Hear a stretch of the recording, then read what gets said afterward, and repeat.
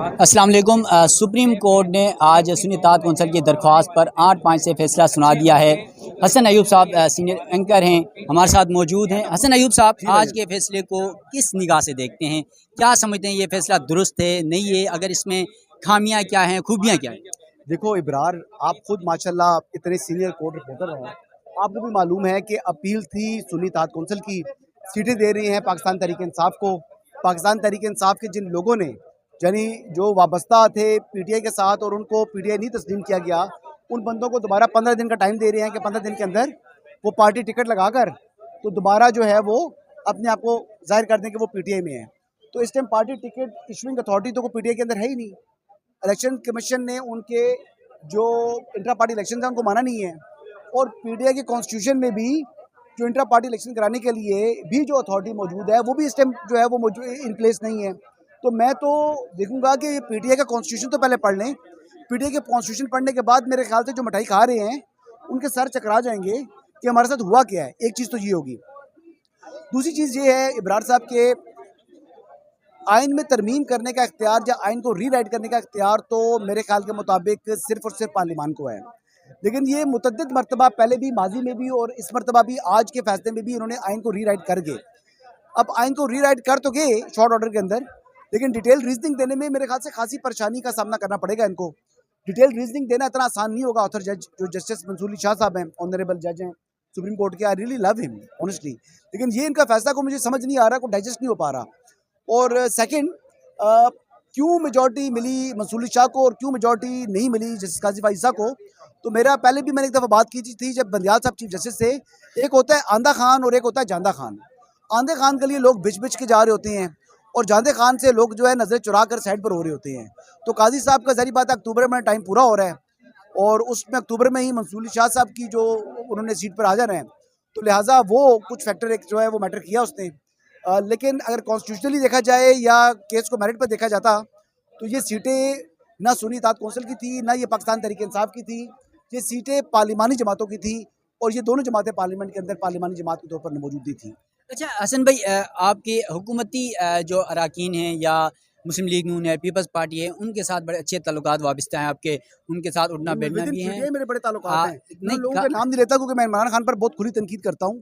तो उन दोस्तों के मैं नाम अगर बताना शुरू कर दूँ तो दर्जन से ऊपर हैं जो ऐसे मेरे दोस्त हैं कि जिनके लिए जिनकी जान मेरे लिए हाजिर है और मेरी जान उनके लिए हाजिर है, और वो पाकिस्तान जो है ना तहरीक इंसाफ के एमएनएज हैं।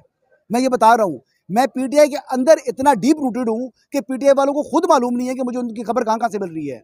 नहीं और तो मैं बड़ा ओपनली बता रहा हूँ। नहीं, इस सिचुएशन में जब सुप्रीम कोर्ट का ये फैसला आया, हुकूमत अब क्या करने जा रही है?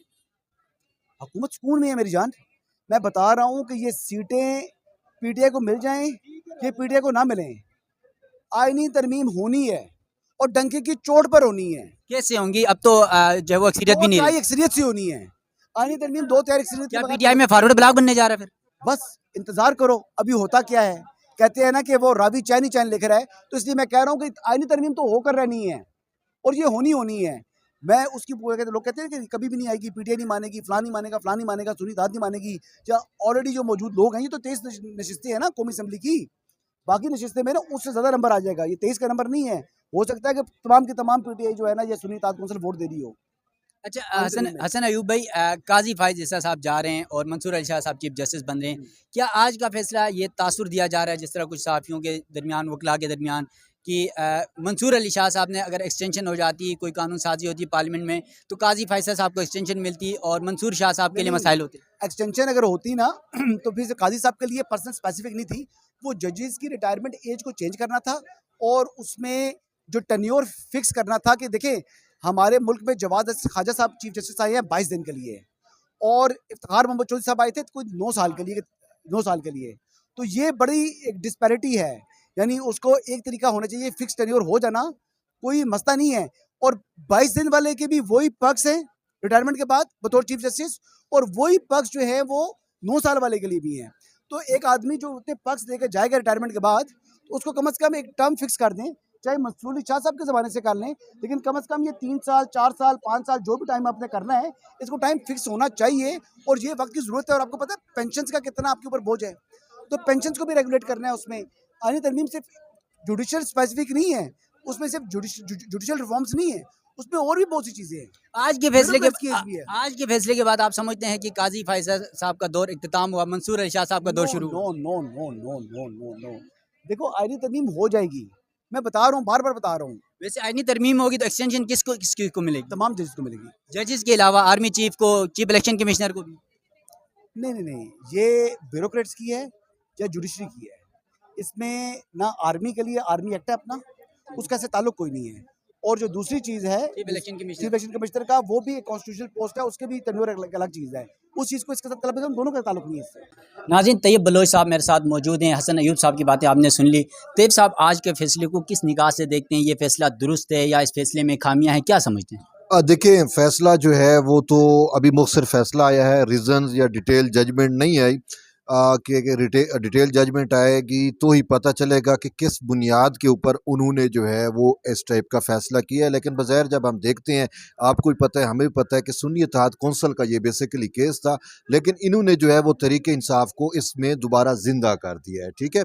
और ज़िंदा ऐसे किया है कि उसको पार्लिमानी पार्टी भी मान लिया, और मखसूस नशिस्तें जो तरीक़े इंसाफ़ ने बराह रास्त क्लेम नहीं की हुई थी, और इस केस में बराह रास्त उस टाइप की फ़रीक नहीं थी जिस तरीके सुन्नी इत्तेहाद कौंसल है, तो इन्होंने वो मखसूस नशिस्तें तरीक़े इंसाफ़ को दे दी हैं। लेकिन उसकी बेस और बुनियाद इन्होंने जो है वो इलेक्शन कमीशन का वो जो गलत तशरीह थी बल्ले के इंतखाबी निशान वाली, उसको इन्होंने बेस बना के जो है वो तरीक़े इंसाफ़ को असर नौ सुप्रीम कोर्ट में ज़िंदा किया है। तो फ़ैसले में बज़ाहिर मुझे टेक्निकली चीज़ ये एक नज़र आ रही है कि इन्होंने जैसे जस्टिस मंसूर अली शाह चूँकि आथर जज है, तो मंसूर अली शाह साहब ने जो है वो कहा था कि हमने कंप्लीट जस्टिस करना है, ठीक है? तो इन्होंने, मुझे यही लगता है, कंप्लीट जस्टिस की तरफ गए हैं। आर्टिकल 187 को इन्होंने इन्वोक किया है, लेकिन आर्टिकल 187 जो है वो अपने तौर के ऊपर उसको इन्वोक या उसको तहरीक नहीं दिया जा सकता, उसमें जुरिस्डिक्शन देखनी पड़ती है, और इसमें जो जुरिस्डिक्शन है वो जुरिस्डिक्शन तो अपील की थी। तो फिर हमें ये देखना है कि आया इन्होंने क्या ही 184(3) का तो सहारा नहीं लिया। तो मुखसर फैसले में तो ऐसा जैसा नहीं है, लेकिन डिटेल जजमेंट आएगी तो सही पता चलेगा। लेकिन बज़ाहिर अगर हम पॉलिटिकली तौर के ऊपर इस फैसले को देखें, तो पॉलिटिकली तौर के ऊपर ये फैसला जो है वो तरीके इंसाफ की बहुत बड़ी हमें फतह नज़र आ रही है। तरीके इंसाफ ने जो इनसे रिलीफ नहीं भी मांगा था, वो इनको रिलीफ मिला है, और सिर्फ ये नहीं मिला बल्कि यहाँ तक कहा गया है कि अगर आपको मुस्तकबिल में भी कोई मसला है तो आप हमारे पास दरख्वास्त लेके आ जाए, तो हम आपके लिए बैठे हुए हैं। तो यूँ ये तरीके इंसाफ की एक बहुत बड़ी फतह है, और बकौल बैरिस्टर गौर के हमें जो है वो हम दोबारा जिंदा हो गए हैं, सुप्रीम कोर्ट से तरीके इंसाफ दोबारा जिंदा हुई है। लेकिन अगर पोलिटिकली हम दूसरी साइड पे देखें तो हुक्मरान जमात को वाकई ये बहुत बड़ा झटका है, और वो सोच ही नहीं सकती थी कि ऐसा हो सकता है। लेकिन जो हुआ, अब वो उससे पाकिस्तान की एक नई सियासी तारीख जो है वो रकम होगी। अब देखना है कि हुक्मरान इत्तेहाद जो है वो इस हवाले से अपनी क्या स्ट्रेटजी इख्तियार करता है। लेकिन इस फैसले से एक चीज़ वाज़े तौर के ऊपर नज़र आ गई है कि ऐवान के अंदर और ख़ासकर कौमी असम्बली में हुक्मरान इत्तेहाद जो है या PMLN जो है वो अपनी अक्सरियत जो है वो खो चुकी है। अच्छा तैयब भाई, जिस तरह आपने भी बात की, बहुत सारे लोगों का भी यही ख्याल है कि आज के इस फैसले के बाद तहरीक इंसाफ दोबारा ज़िंदा हो गई है। आप क्या समझते हैं कि काजी फायज़ा साहब ने जो तहरीक इंसाफ के बल्ले के हवाले से फ़ैसला दिया था, उसमें पाकिस्तान तहरीक इंसाफ से बल्ले का निशान छीना गया था। क्या आप ये नहीं समझते कि काजी फायज़ा साहब ने दफ़न किया PTI को और आज मंसूर अली शाह ने उसे दोबारा ज़िंदा कर दिया? देखिए, काजी फैज़ ईसा ने PTI को दफन नहीं किया, PTI ने अपने पाँव खुद काटे थे, ठीक है? अपने पाँव पे खुद कुल्हाड़ी मारी थी। जब वो इंटर पार्टी इलेक्शन एक फॉर्मेलिटी है, तो उन्होंने वो फॉर्मेलिटी ही पूरी नहीं की। आइन और कानून के मुताबिक उन्होंने इलेक्शन ही नहीं कराया, और फिर आपको सामने केस चलता रहा, एक भी कागज़ वो जमा नहीं करा सके थे। तो वो बेसिकली तरीके इंसाफ देखें, वो खुद अपनी सियासी गलतियाँ करती हैं, कॉन्स्टिट्यूशनली गलतियाँ करती है, लेकिन ये तो भला हो तरीके इंसाफ का कि पता नहीं उनके कौन से ऐसे करम है कि उनको हर जगह पे सहूलतकार मिल जाते हैं, जजेस ही उनके वकील बन जाते हैं। ये आज भी ये जो फैसला है, तो इसमें तो मुकम्मल सहूलतकार ही हुई है ना।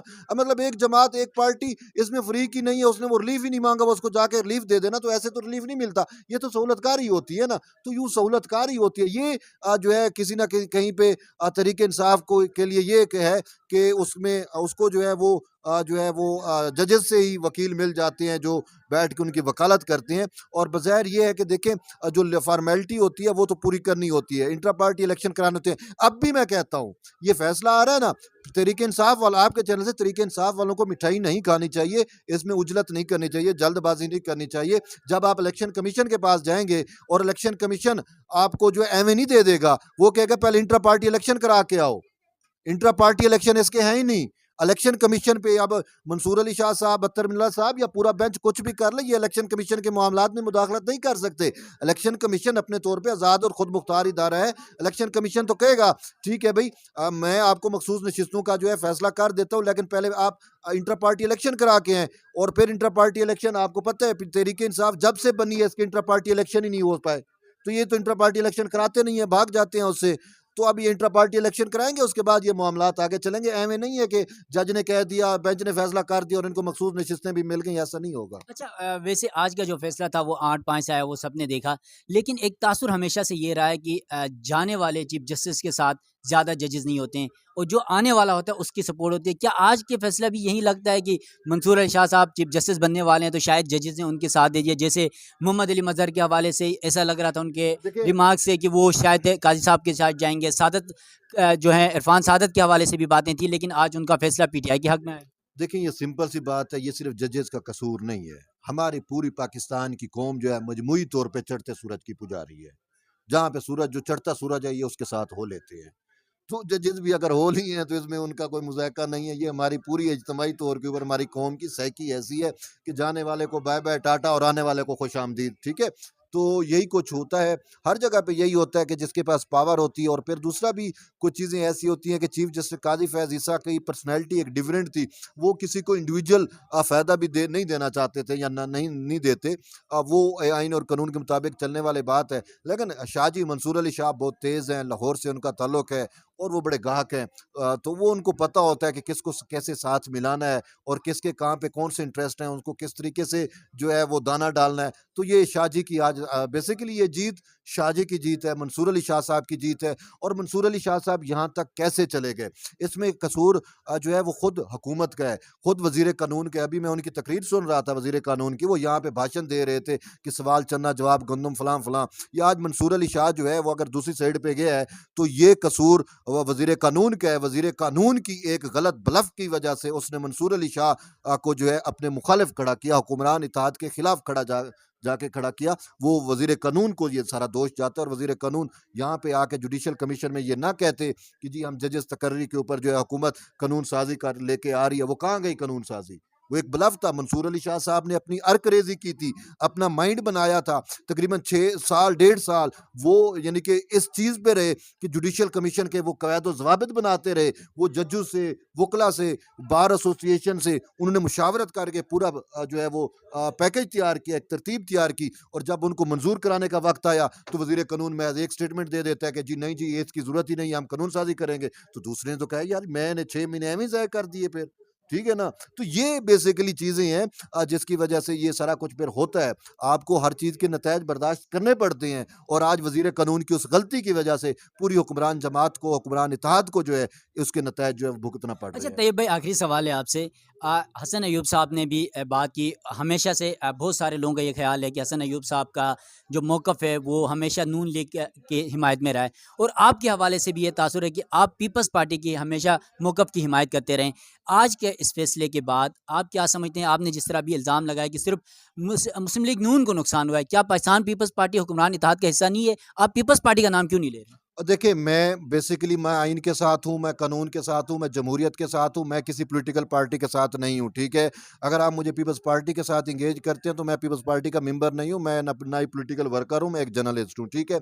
और बाकी ये है कि अगर मेरी कोई बात उनको फेवर देती है तो वो, हम तो जर्नलिस्ट हैं, हमारा काम है हक बात सच करना। तो मेरी बात कभी नून लीग को भी फेवर दे जाती होगी, कभी पीटीआई को भी फेवर दे जाती होगी। माजी में फेवरें मिलती रही हैं हमारी। बिल्कुल, माजी में इमरान खान से कड़वा सवाल भी आपने ही किया। अच्छा हाँ, तो फेवरें मिलती हैं तो हमारा इससे कोई वो नहीं है। लेकिन जो बात आप कर रहे हैं ना कि इससे पीपल्स पार्टी को क्या नुकसान हुआ, देखिए पीपल्स पार्टी जो है वो तो ओवरऑल हर जगह पे विन विन सिचुएशन में है, ठीक है।